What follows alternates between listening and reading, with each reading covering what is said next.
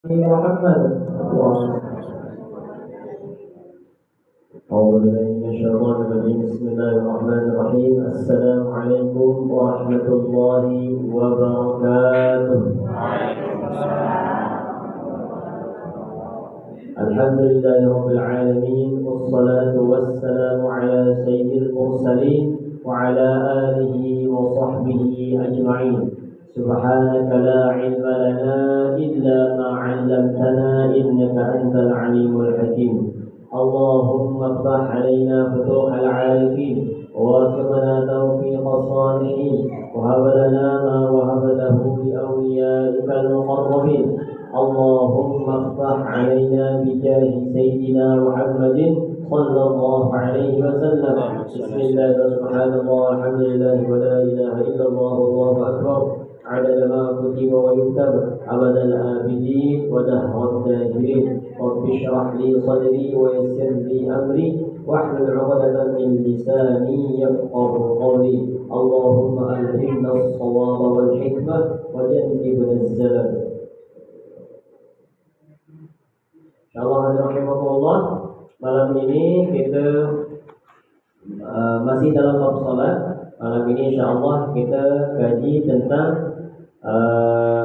sunnah hayat dalam salat, wahayatuha, sunnah hayat dalam salat.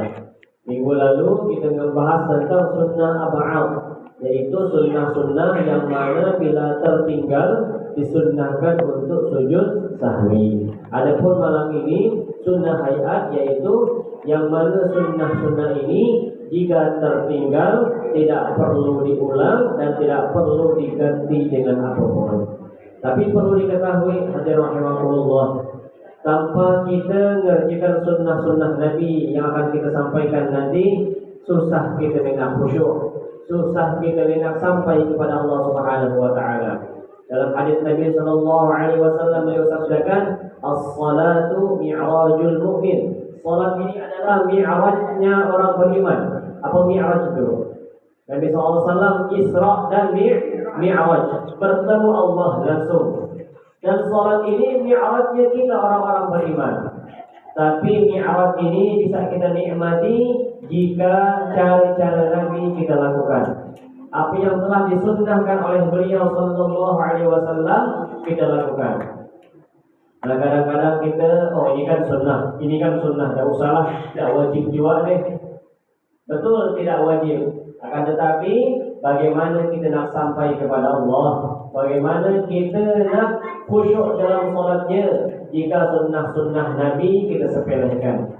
Kata ulama kita, setiap sunnah Nabi itu ada nur, ada cahaya di dalamnya. Setiap sunnah Nabi, apapun itu, sunnah pakai syal seperti ini, sunnah pakai tutup kepala, sunnah pakai siwak misalkan, sunnah dalam sholat, semua sunnah Nabi Sallallahu Alaihi Wasallam itu ada nur di dalamnya. Makin banyak kita kerjakan sunnah Nabi, makin banyak cahaya yang akan kita dapat dari Allah Subhanahu wa taala. Maka alangkah rugi jika kita sudah tahu sunnah dalam salat kita tinggalkan. Tapi juga sebelum itu kita harus ketahui juga tentang wajib-wajibnya. Jangan sampai tertinggal. Yang wajib kita tinggalkan gara-gara nak mengerjakan yang sunnah. Ini jangan sampai. Makanya ulama-ulama kita dalam bab salat ini mereka pisahkan yang wajib dahulu, rukun-rukunnya dulu agar kita sah benar salatnya. Kemudian baru yang sunnahnya agar salat kita tidak sekedar sah saja, akan tapi bernilai di sisi Allah Subhanahu wa taala. Karena ada Bapak Ibu, orang salatnya sah dia. Sah salatnya, tapi tidak ada nilainya di sisi Allah Subhanahu wa taala. Nol, zong. Udah sholat, tak ada apa-apa. Tak hatinya tak berubah, sikapnya tak berubah, akhlaknya tak berubah, tak ada perubahan dalam sholatnya. Kenapa? Karena tak ada pahala apapun. Karena tadi hanya mementingkan yang wajib-wajib saja, yang sunnahnya ditinggalkan. Nah, syukur-syukur kita misalkan bisa mengerjakan yang wajib-wajib. Takutnya yang kita khawatirkan selama ini, yang wajib-wajibnya kita salah-salah. Sehingga sholat kita selama ini ada Allah terima, na'udzubillah, tsumma na'udzubillah. Contohnya misalkan solat terlelap. Nah, kita nak berdiri, nak duduk, jongkok, rukuk, sujud, kalau terlelap sekejap saja solat kita batal.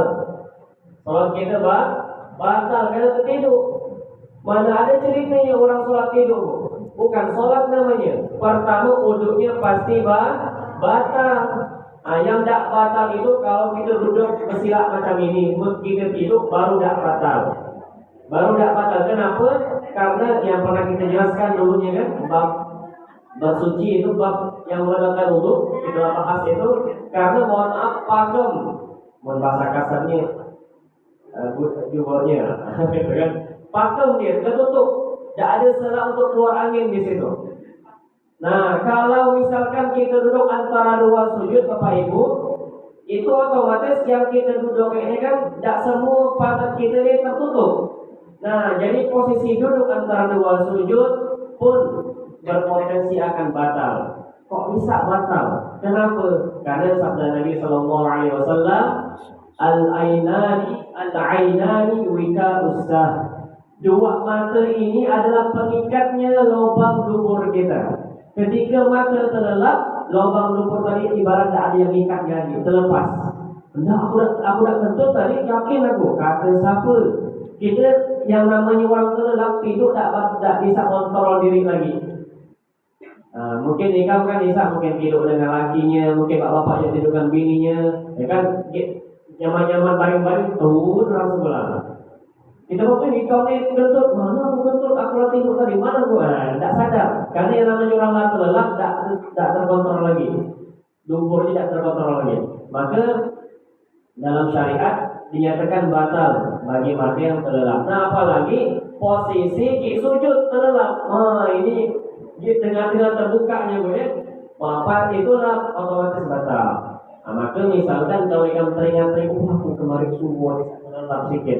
Nah, ulang sholatnya. Karena sholatnya tidak sah. Tidak sah. Gimana masa menghadap Tuhannya dengan mantoknya kan? Seandainya pun tidak batal, seandainya tidak batal. Itu pun kita tidak sopan depan Allah Subhanahu Wa Taala untuk menentukan. Apalagi ini hukumnya lah batal, jelas wajib kita ulangi kembali. Nah, kita kembali ke pembahasan kita bahwa sunnah-sunnah dalam sholat. Jadi ada 15. Ini 15 ini yang tercatat oleh muallif kitab ini. Kalau kita lebih kaji pula kitab-kitab yang lain yang lebih tebal, yang lebih dalam, itu ada kurang lebih 200 ikut sunnah-sunnah dalam sholat. Nah, tapi yang umumnya yang kita kaji biasanya ini ditulis hanya 15 saja. Nah, sunnah-sunnah dalam sholat yang biasanya ditulis di dalam kitab-kitab untuk dikaji di mana-mana. Kami sendiri pun sampai 200 itu tidak tahu. Tapi pernah kami mendengar seorang ulama, Syekh Yasir Al-Qamnani yang kemarin datang, beliau pernah menyampaikan dalam sholat itu terdapat kurang lebih 200 ikut sunnah-sunnahnya. Artinya banyak, kita baru mengkaji yang 15. Ya, yang 15 saja kadang-kadang tertinggal, kadang-kadang tak dikerjakan, belum yang 200 ikut tadi. Nah, itu ada pembahasannya. Kalau semakin kita giat cari ilmu, insya Allah akan Allah ajarkan hal-hal tersebut. Intinya, yang lagi kita ketahui nanti kita amalkan. Kalau kita amalkan, maka insya Allah Allah akan tambah ilmu-ilmu yang baru. Bagaimana nak nambah ilmu baru kalau ilmu lama saja tidak diamalkan? Nah, syarat agar Allah tambah, Allah beri kita ilmu baru, kita amalkan yang lagi kita ketahui dan yang lagi kita ketahui. Di sini yang pertama, sunnah yang pertama adalah raf'ul yadaini, mengangkat tangan ketika takbiratul ihram, kemudian ketika hendak rukuk, kemudian ketika bangkit dari rukuk.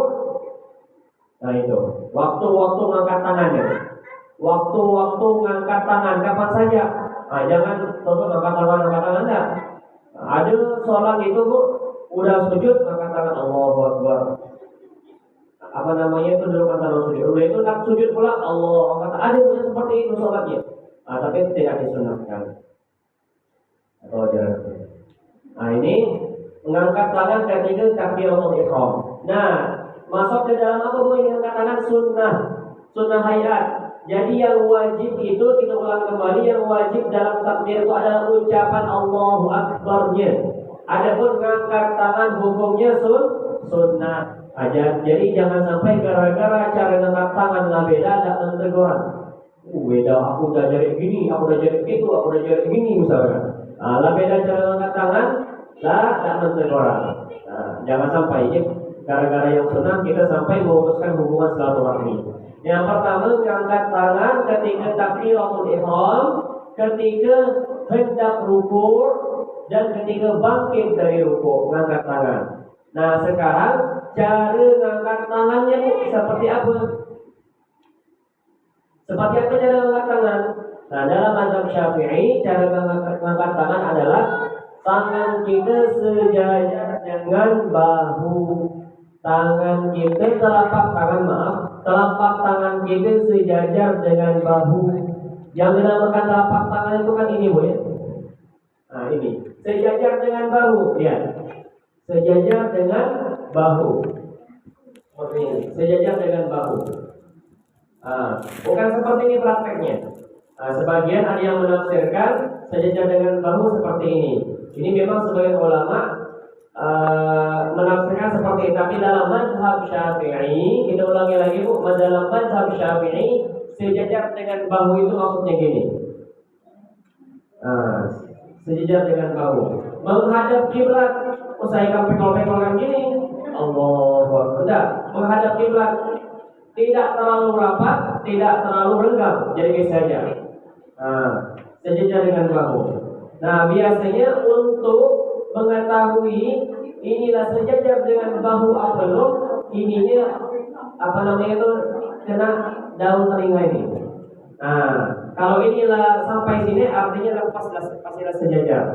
Allahu Akbar. Bukan gini Bu ya, bukan miring. Gini. Kalau yang tidak biasa mungkin agak payah-payah gitu Bu ya. Tapi insyaallah kalau nggak biasa nanti. Allahu Akbar. Angkat tangan. Ini posisinya ketika takbiratul ihram, ketika hendak rukuk juga. Ketika kita sudah baca surat, misalkan wassalli li rabbika wanhar inna syani'aka huwal abtar. Allahu Akbar. Ketika hendak rukuk. Bagi dari rukuk, sami'allahu liman hamidah, angkat tangan juga. Angkat tangan juga. Kemudian ngangkat tangan ini pas kapan Bu angkat tangannya? Pas kita nyebut Allah. Allahu Akbar. Habisnya pas sedekap. Jangan angkat tangan dulu. Allahu Akbar. Salah. Atau Allahu Akbar, Allahu Akbar. Salah juga. Gerakan kita jangan sampai ada tak diiringi dengan zikir kepada Allah. Allahu Akbar. Ketika habis di Allahnya lah kita bahas dia wajib, di lamnya tak apa-apa panjang, 6 harokat tapi maksimal 6 harokat seperti tajwid 6 harokat. Jangan kepanjang Allah.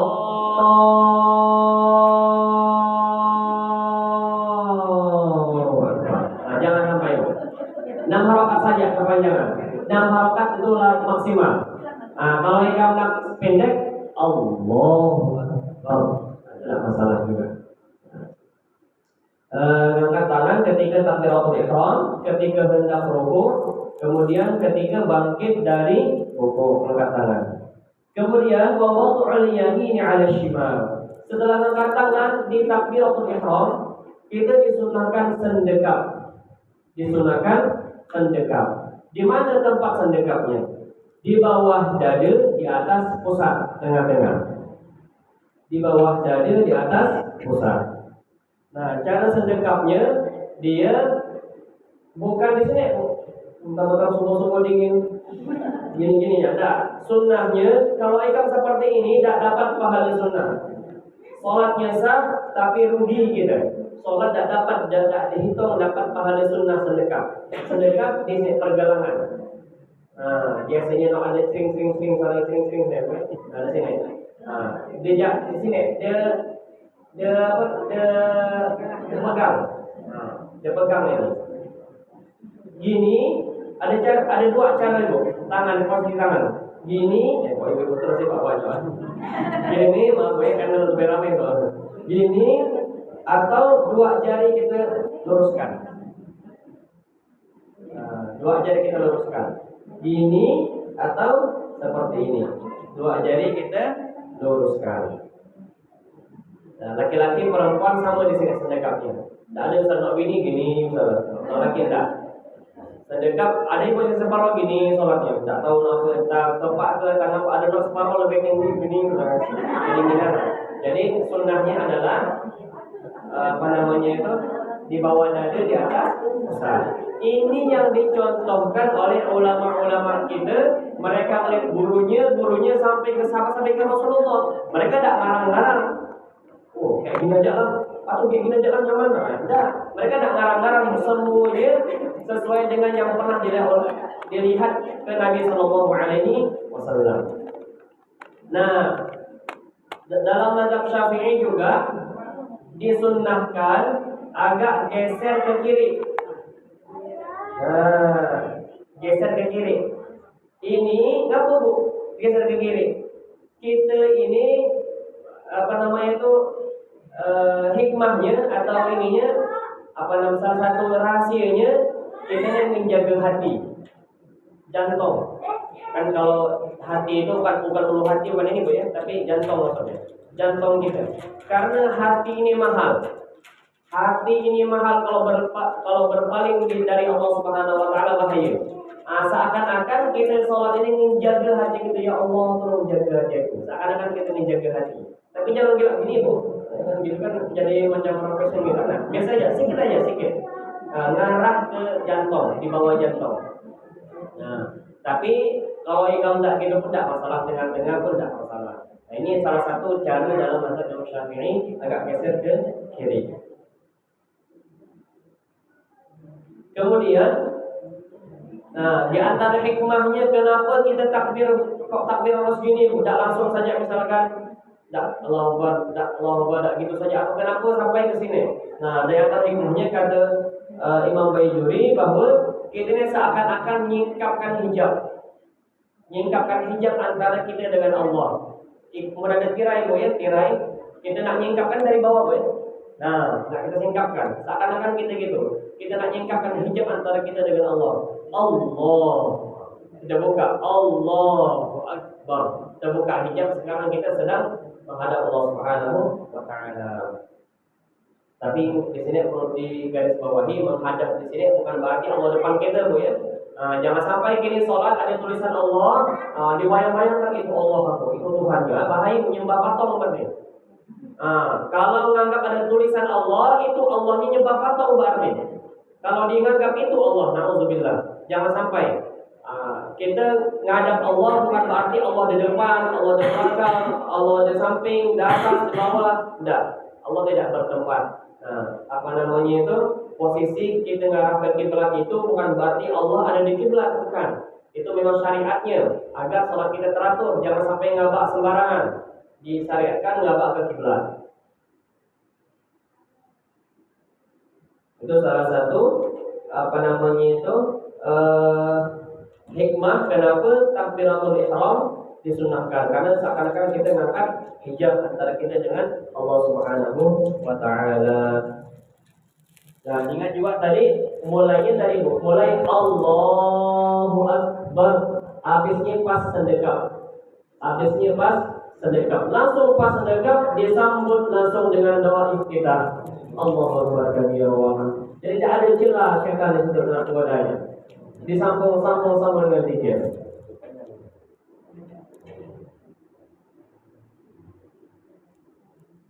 Hal ini memang kalau tidak diperhatikan Bu, tetap kalau kita tidak ada usaha untuk nak merubah, tetap akan sembuh pula. Kadang-kadang walaupun 10 kali pengajian, 10 ustaz misalkan yang menyampaikan, 10 kitab yang dibahas, kalau kita tidak ada usaha untuk nak merubah, kadang-kadang yang nak biasa gini misalkan, nak biasa Allahu Akbar, nak biasa gak gitu, atau biasa gak gini, biasa sampai ke belakang gini. Kalau tidak ada usaha untuk merubah apa ya? Nah ini kita usahakan setelah ini kita sholatnya sesuai dengan sunnah Nabi Shallallahu Alaihi Wasallam, yaitu ngangkat tangannya sejajar dengan bahu kita, kemudian menghadap kiblat tangannya, tidak diminyongkan gini, tapi menghadap kiblat. Nak rukuk juga Allahu Akbar. Nak rukuk juga ketika kita baca surat langsung Allah. Ucapan Allahu Akbarnya sampai ke kita posisi rukuk. Misalkan setelah baca surat inna syani'aka huwal abtar Allahu Akbar. Nah langsung kita baca rukuk subhana rabbil azim 3 kali.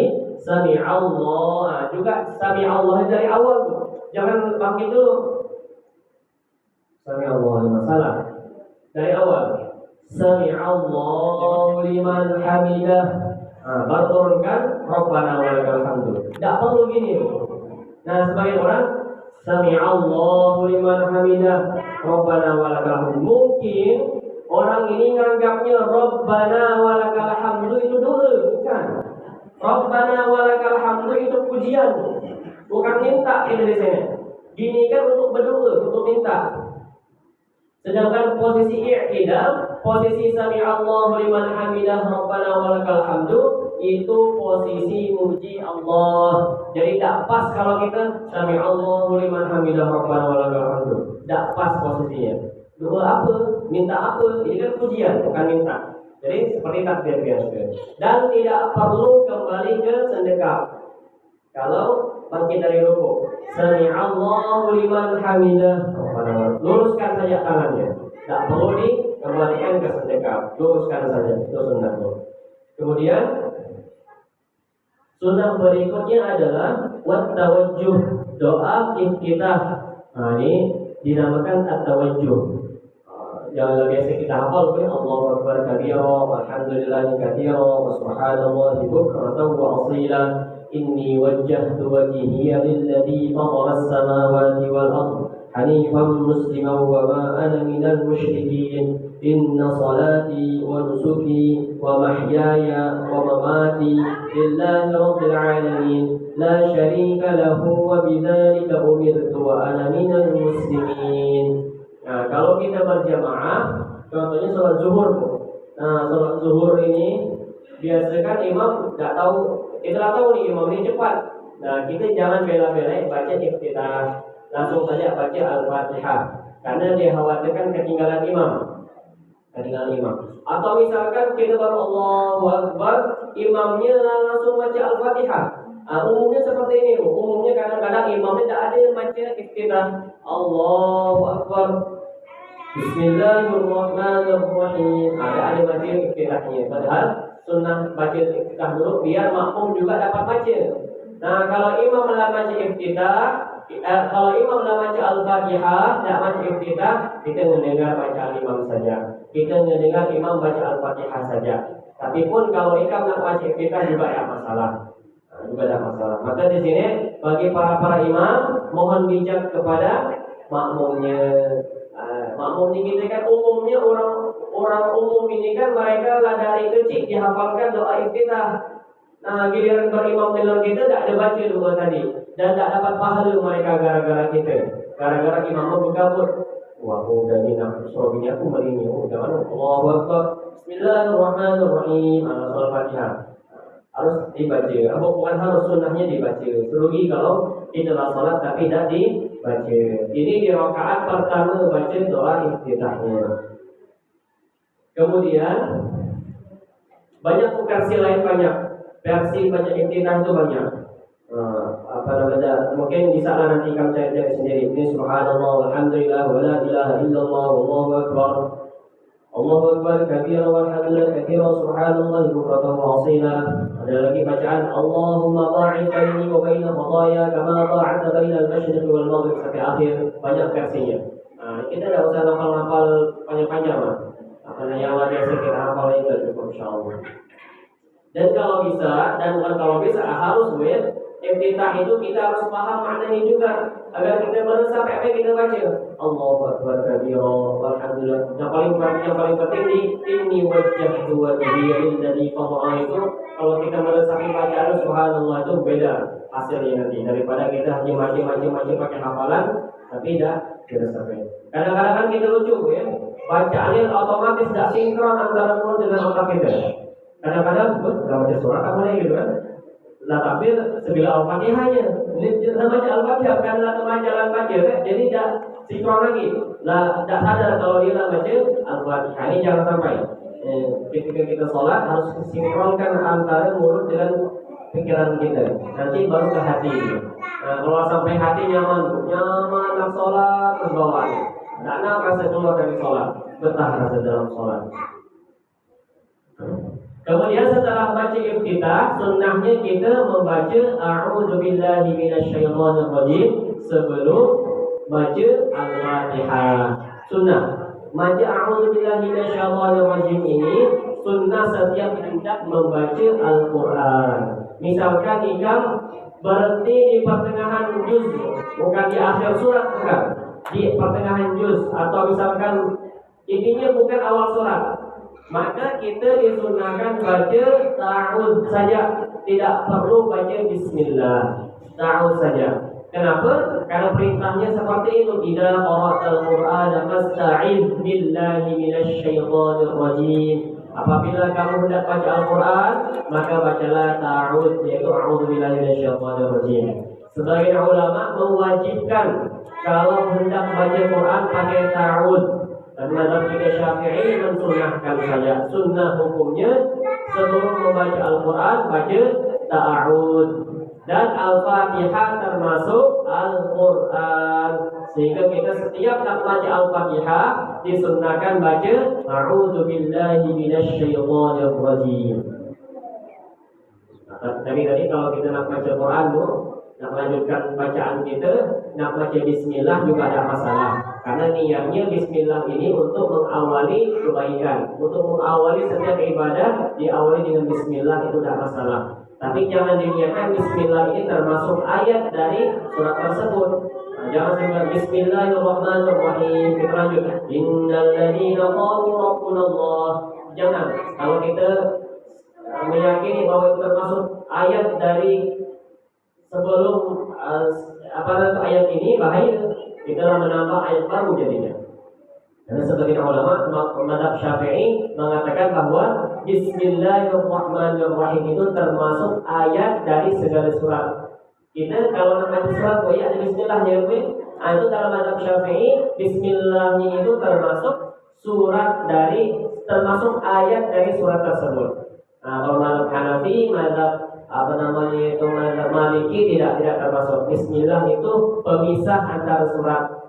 Nah, bismillah itu pemisah antara surat. Makanya dalam mazhab kita, dalam Al-Fatihah itu bismillahirrahmanirrahim itu wajib dibaca. Kenapa? Karena termasuk ayat dari surat Al-Fatihah. Tapi kalau mazhab yang lain, mazhab Maliki contohnya atau mazhab Hanafi tidak termasuk ayat. Itu hanya pemisah antara surat. Kalau mazhab yang lain. Makanya jangan heran kok kalau di Mekah, kalau dia lain kan ibu yang pernah umroh, pernah haji atau pernah luar negeri, sholatnya langsung Alhamdulillahirabbil alamin. Tidak pakai bismillah. Kenapa? Mazhab mereka mengatakan bahwa bismillah tidak termasuk ayat dari surat Al-Fatihah. Kalau kita di Indonesia, masa di Mekah yang kalau orang kan andalannya kan di Mekah yang pusat Islam saja pakai bismillah, masa kita pakai bismillah? Salah pakai kita selama ini. Bukan salah. Tapi memang mazhabnya yang dipakai berbeda-beda. Kalau kita mazhab Syafi'iyah, pendapatnya sahih semua. Dalilnya lengkap, sahih dari Al-Quran, dari hadis, ada semua dalil di bawah bahwa bismillahirrahmanirrahim termasuk ayat dari surat Al-Fatihah. Nah, ini membaca ta'awudz tadi. Pertama tadi mengangkat tangan ketika hendak takbiratul ihram, ketika hendak rukuk dan bangkit dari rukuk. Kemudian sedekah meletakkan tangan yang kiri di bawah, yang kanan di atas. Kemudian letaknya antara pusat dan di bawah pusat di bawah dada di atas pusat. Nah, prakteknya lah kita praktekkan tadi. Kemudian membaca iftitah Allahu Akbar kabira sampai akhir. Kemudian membaca ta'awudz, a'udzubillahi minasyaitonir rajim, lalu bismillahirrahmanirrahim, alhamdulillahirabbil alamin dan seterusnya.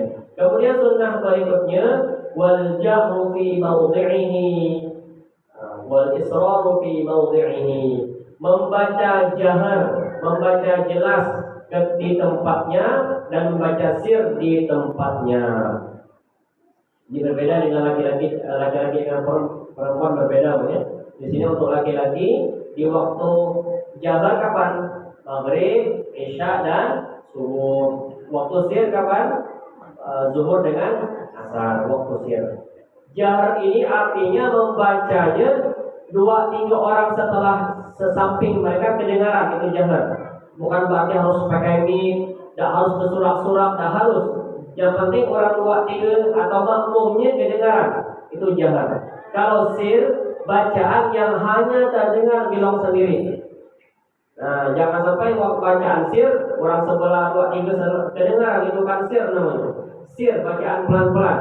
Nah, jangan juga salah artikan sir itu sunyi, tidak berbunyi kali. Tidak ada suara. Nah, itu salah juga. Nah, baca sir itu kedengar oleh bilong sendiri. Kemudian ini sunnah boleh membaca sir di waktu sir, jahar di waktu jahar. Jadi kisahnya kenapa di sholat subuh, di sholat isya dan maghrib itu bacanya keras, sedangkan waktu zuhur dan asar bacaannya sir. Ngaku tidak semua jahar biar nyaman kan, pakai mic kan seru kan kedengar boleh. Nah, ini kisahnya di awal-awal Islam, ketika awalnya disyariatkan sholat 5 waktu itu di mana Bu disyariatkannya? Di Madinah atau di Mekah? Di mana disyariatkan sholat 5 waktu? Sudah hijrah atau sebelum hijrah? Sebelum hijrah, ketika Rasulullah SAW masih di kota Mekah sudah disyariatkan sholat 5 waktu. Kalau di Madinah itu ini pas Isra Mi'raj Nabi SAW kan beliau masih di kota Mekah, ya kan? Beliau masih di kota Mekah. Nah, ini ketika disyariatkan sholat 5 waktu, nah tidak memungkinkan kalau waktu zuhur dan asar ini bacanya keras-keras. Kenapa Bu? Dikhawatirkan orang kafir Quraisy akan mencela-cela Al-Quran, atau mereka akan membubarkan sholat. Dengar ini, rumah ini sholat kan waktu itu belum ada berjamaah, belum berani melakukan sholat berjamaah di Masjidil Haram, di depan Ka'bah belum berani, karena masih minoritas. Diusir mereka. Nabi SAW saja sholat malam, tengah malam saja masih diganggu, apalagi siang-siang. Jelas itu diusir, dibubarkan. Jadi para sahabat ini berjamaah di rumah masing-masing dengan anak bininya, Rasulullah SAW dan ahli keluarga beliau. Nah, ini bacaan ketika zuhur dan asar, karena ini waktu aktivitasnya orang kafir ketika itu, sehingga bacaannya sir pelan-pelan. Takut orang kafir Quraisy mendengar kita baca Quran, mereka marah, mereka akan membubarkan kita, akan digebrak rumah kita. Jadi bacaan pelan-pelan. Nah, waktu maghrib kenapa? Waktu maghrib kenapa bacanya jahar?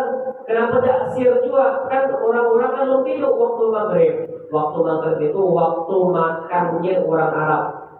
Nah, makannya mereka itu di waktu maghrib. Jadi kalau waktu mereka makan, artinya mereka di rumah masing-masing, sibuk dengan makanan masing-masing, tidak akan fokus mendengarkan rumah surah-surah. Ini orang baca Quran apa tidak? Ada. Mereka cuek dengan sahabat-sahabat yang masuk Islam.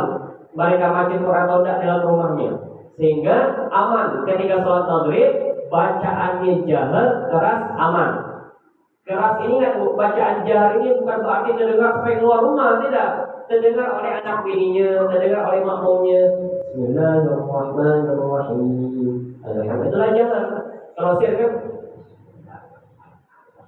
nah itu makmum tak kedengaran kalau sir makmumnya, karena hanya terdengar bilong sendiri. Jahar ini ada anak bininya bermakmum, terdengar oleh anak bininya, cukup. Tak perlu bersorak-sorak sampai keluar dah.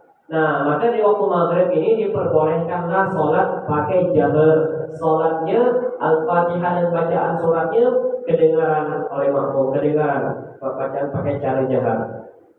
Isya, waktu Isya ini waktunya mereka tidur malam orang Arab ketika itu. Sehingga waktu Isya, sholat Isya tidak masalah lagi kalau bacaannya jahar. Kemudian waktu subuh kenapa dibolehkan jahar? Karena waktu itu mereka di gelap-gelapnya tidur, di nyaman-nyamannya tidur, belum terbangun orang Arab ketika itu, jam-jam subuh. Nah, sehingga diperbolehkan bacaan jahar ketika itu. Nah, ada mungkin sebagian bertanya, nah, dulu kan itu zamannya Islam masih minoritas ketika di Mekah.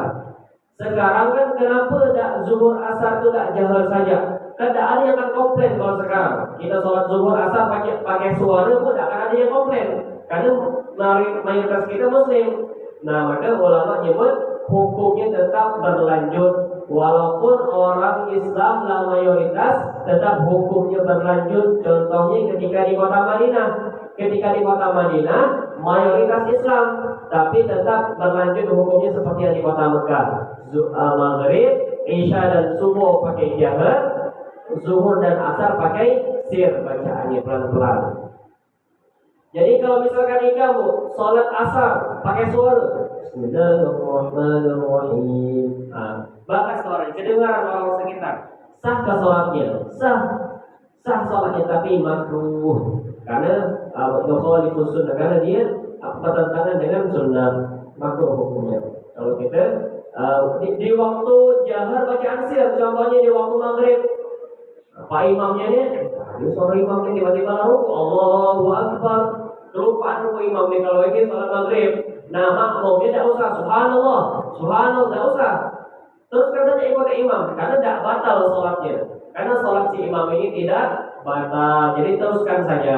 Cuman imamnya kalau dia sengaja meninggalkan jahar, sholatnya dapat hukum makruh. Tapi kalau tidak sengaja karena kelupaan, tidak masalah, tidak perlu diulang sholatnya. Ini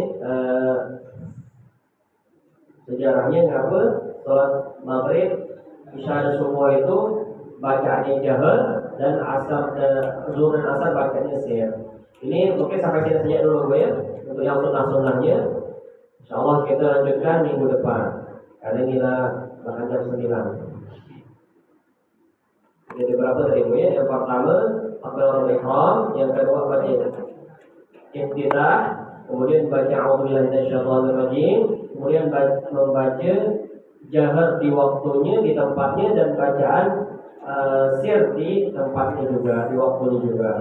Ada tambahan ibu-ibu, bapak-bapak, ada pertanyaan? Silakan. Di luar sholat juga boleh, waktu luar sholat atau dalam, silakan.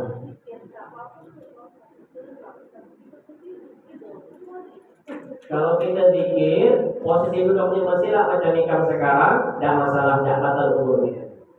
Nah, kalau kita zikir biasa, misalkan kita istighfar segala macam, tidak masalah. Walaupun bisa sambil baring-baring, baring-baring selalu tidur, kita terlelap, terbangun pula, zikir pula tidak masalah. Teruskan zikir tidak masalah, tidak perlu harus terlelap, duduk pula ikam, zikir pula, duduk sampai ke subuh gitu kan.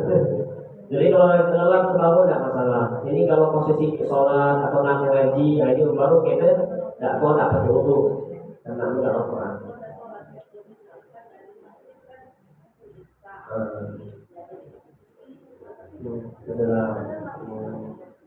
Kalau terlelapnya posisi duduk macam nikam, tidak batal duduknya. Jadi tinggal langsung isya aja nanti, tidak perlu duduk lagi. Tapi kalau terlelapnya sampai ujungkang gitu, maaf misalkan sampai atau misalkan duduknya gitu, tapi kita pas gininya terangkat langsung gitu, langsung terangkat ke belakang, nah ini batal. Sehingga pas nak sholat isya harus duduk kembali. Tapi ini masih banyak orang pemahaman orang kalau isya makan batal duduknya. Nah, isya kami itu kan makan-makan, masa izin nak duduk dulu, isya makan tadi batal duduk. Dari mana batal nih Pak gitu. Kecuali kalau ikan makan sambil kentut, iya batal. Tapi kalau hanya makan saja tidak batal duduknya. Cuman kumur-kumur saja, kumur-kumur.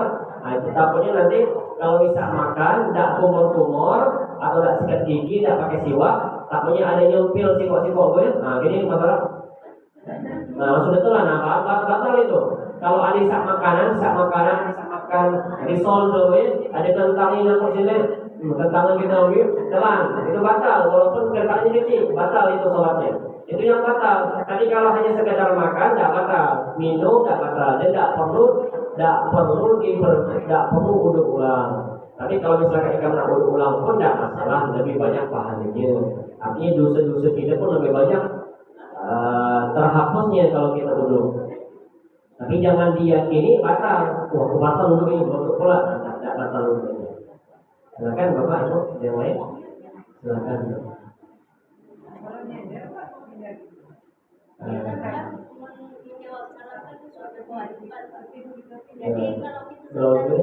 Gimana?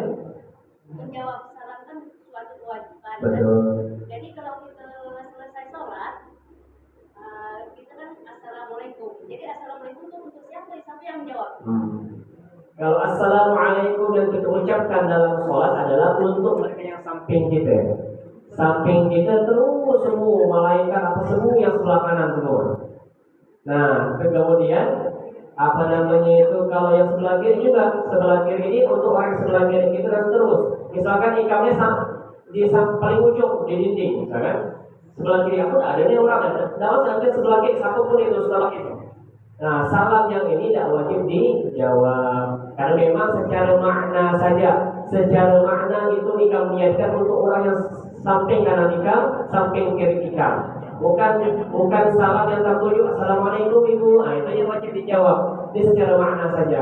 Kalau memang wajib dijawab ke Pak, surah-surah yang assalamualaikum ada orang 10 sampai kita Waalaikumsalam ke Pak. Ini adalah salam secara makna saja. Kita mengucapkan salam ini teruntuk orang yang samping kanan dan teruntuk orang yang samping kiri. Nah, dan syariat ini memang menyuruh kita seperti itu salamnya, tapi tidak diwajibkan untuk dijawab. Kalau kamu tadi, kalau posisi duduknya nyandar, nah posisi duduknya nyandar, atau ada bangku hijau gini, itu tidak membatalkan selagi ininya masih pakem, masih duduk di lantai. Walaupun ini nyandar, kecuali sandarannya damping, telentang belum, ini batal. Tidur iya, tidak batal, karena posisi tadi masih pakem. Nah, tapi kalau tidurnya ibu di atas kasur, maksudnya duduknya di atas kasur yang empuk atau di atas bantal yang empuk, itu batal. Kenapa? Karena tidak pakem, bantal kan empuk, ya, sehingga ketika kita duduk di atasnya itu tidak menutup semua ini ya, tidak pakem lah intinya. Jadi masih ada sela-sela di situ. Tapi kalau di atas lantai seperti ini, ya itu pakem ya, tertutup lubangnya, lubang luburnya, sehingga tidak akan membatalkan wudu. Ada lagi, Bapak Ibu? Tambahan?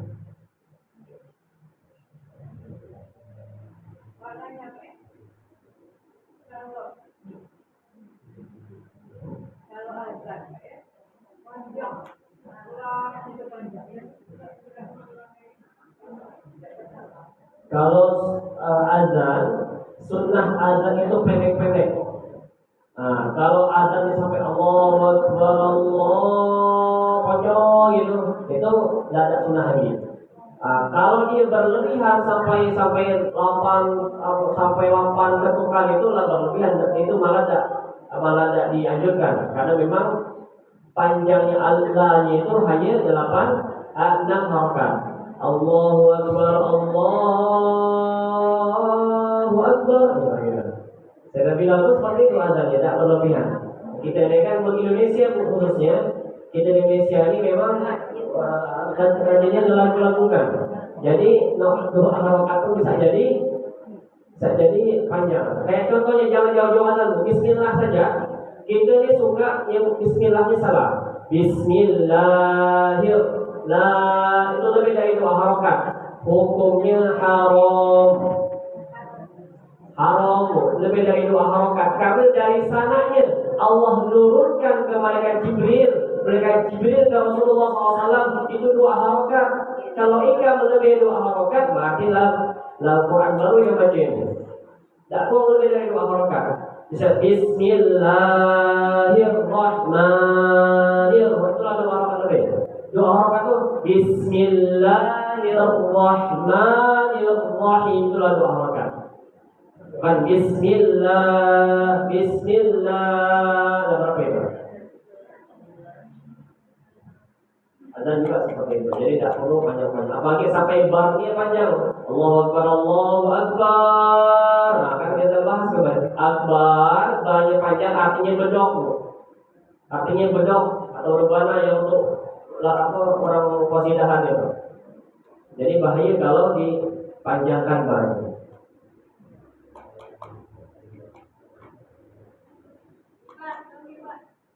Silakan Bu. Bagaimana kalau kita lagi sholat muak?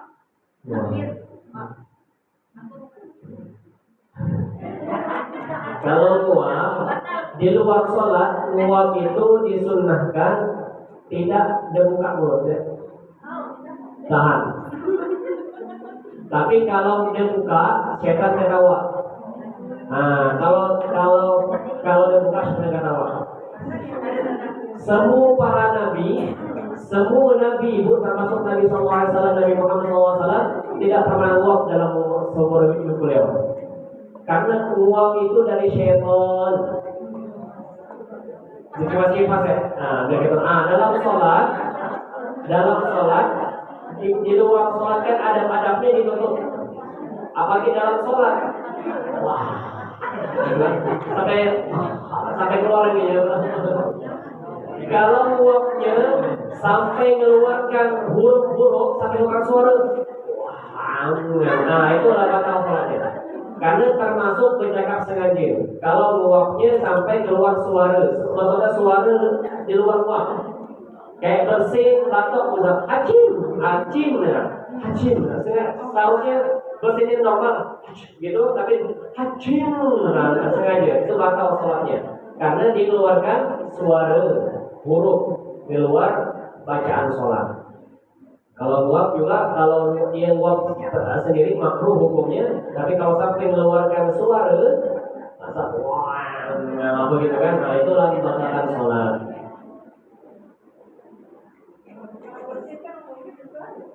Iya, maksudnya suara di luar bersin. Misalkan dia ini bersin sengaja ditambah ya, hacim, tapi hacim, cim. Ada suara tambahannya, bukan suara bersin. Tapi kalau memang tidak sengaja keluar suara di luar itu tidak masalah. Ini yang kita bahas kalau sengaja. Kalau sengaja menambah suara di luar bersin, menambah suara di luar batok, nambah suara di luar nguap misalnya. Ada gimana?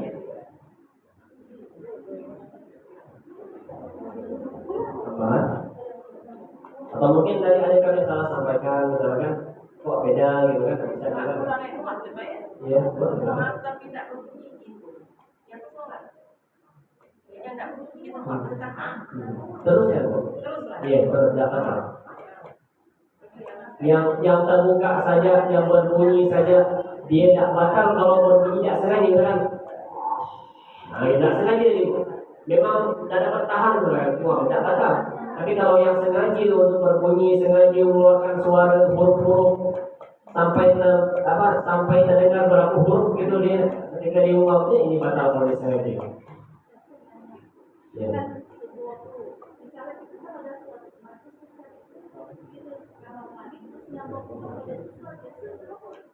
Maksudnya nyambung. Oh, tidak masalah itu, tidak masalah. Tidak masalah. Jika udah sholat qobliyah, nak makan dulu, nak apa dulu, selagi masih ada waktu subuhnya, tidak masalah. Karena sholat dalam keadaan nahan kentut, nahan tume, nahan BAB, nahan lapar juga makruh hukumnya. Jika sholat lihat gangan, lihat apa, lapar, oke sholat dulu lah, makruh hukumnya. Makruh hukumnya. Bagusnya sholat makan dulu baru sholat. Bukan berarti kita melalaikan sholat, bukan. Kita ini nak sholat, nak khusyuk, jika posisi lapar, alasan nak sholat itu artinya jika menduakan sholat. Sholat pun uang sebelah sini pun makan ini nyaman-nyaman, sampai santai gini makan kan, apa sampai sekolah sholat nyaman bagikan kan. Mulai sholat kan nyaman makan. Senai, tidak ada pikiran dalam sholat. Berarti sholat ikam dua kan. Nomor utama makan tadi. Tadi kalau ikam, makan dulu. Jangan sampai sholat aku terganggu. Nah ini berarti benar. Sholatnya yang ditinggikan. Khawatir sholatnya terganggu. Bukan khawatir makannya terganggu. Kalau kita bersih kan biasanya orang takut, alhamdulillah. Ya. Yang ini alhamdulillah tidak batal. Tapi kalau dia yarhamukallah, kawannya sebelah batal. Kawannya. Kalau kita yang acuh, alhamdulillah tidak batal. Karena alhamdulillah termasuk tasbih dan tidak batal. Terus ngapain yarhamukallah? Kan tasbih juga apa dia batal? Tidak. Yarhamukallah itu ada khitab, ada lawan bicara. Yarhamuka, semoga Allah merahmati kamu. Nah, seakan-akan dia bercakap, Bu. Misalkan Ustaz Abu Zar bersin, alhamdulillah, apa dia buat? Yarhamukallah dalam sholat. Semoga Allah merahmati engkau, Ustaz Abu Zar. Artinya dia bercakap dengan Ustaz Abu Zar ini. Batal sholatnya, karena dia bercakap dengan beliau. Kalau baca dulu bersihnya, bukan yarhamukallah, tapi rahimallahu man atash. Semoga Allah merahmati orang yang bersin tadi. Tidak batal. Tidak batal. Kenapa? Karena bukan bercakap. Kan berdoa, ya Allah semoga kau rahmati orang yang bersin tadi. Tapi kalau doa yang umumnya yarhamukallah, semoga Allah merahmati kamu, nah ini batal. Karena dia terjadi lawan bicara di situ. Ada yang apa itu? Ada yang jangan keluar Allah. Lagi terakhir lah, kalau ada terakhir. Ada ya? Saya takut kemarin kayak kamu, tak pernah nanya, takut kemarin kawan lagi. Kalau insyaallah kita tutup dengan doa. A'udzubillahi minasyaitonir rajim. Bismillahirrahmanirrahim. Alhamdulillahirabbil alamin. Hamdan na'imin, hamdan syakirin, hamdan حمد وزيدا يا ربنا لك الحمد كما ينبغي لجلالك ولعظيم سلطانك سبحانك لا نحصي ثناء عليك انت كما اثنيت على نفسك فلك الحمد حتى ترضى ولك الحمد اذا رضيت ولك الحمد بعد الرضا. اللهم صل وسلم على سيدنا محمد في العالمين انك حميد مجيد. اللهم اغفر لنا ولوالدينا وارحمهما كما ربونا صغارا. اللهم اغفر لنا ولوالدينا ولمشايخنا ولمعلمينا ولأساتذتنا ولمن له حق علينا ولجميع المسلمين والمسلمات والمؤمنين والمؤمنات الأحياء منهم والأموات إنك سميع قريب مجيب الدعوات يا قاضي الحاجات. Ya Allah ya Tuhan kami, istiqomahkan kami dalam taat kepadamu ya Allah. Ya Allah ya Tuhan kami, berikanlah sisa umur kami untuk beribadah kepada Engkau ya Allah. Ya Allah ya Tuhan kami, tanamkanlah kebencian dalam hati kami dan bermaksiat kepadamu ya Allah. Ya Allah ya Tuhan kami, tanamlah kebanggaan, kecintaan dalam beribadah kepada Engkau ya Allah ya Rahmanir Rahim. Rabbana atina fid dunya hasanah wa fil akhirati hasanah wa qina adzabannar. Wa sallallahu bi jamalika wa jalalika ala sayyidina Muhammadin wa ala alihi wa sahbihi ajma'in. Warzuqna kamal mutaba'ati lahu zahiran wa batinan ya arhamar rahimin. Bi fadli subhana rabbika rabbil izzati 'amma yasifun wa salamun 'alal mursalin walhamdulillahi rabbil alamin. Al-Fatihah.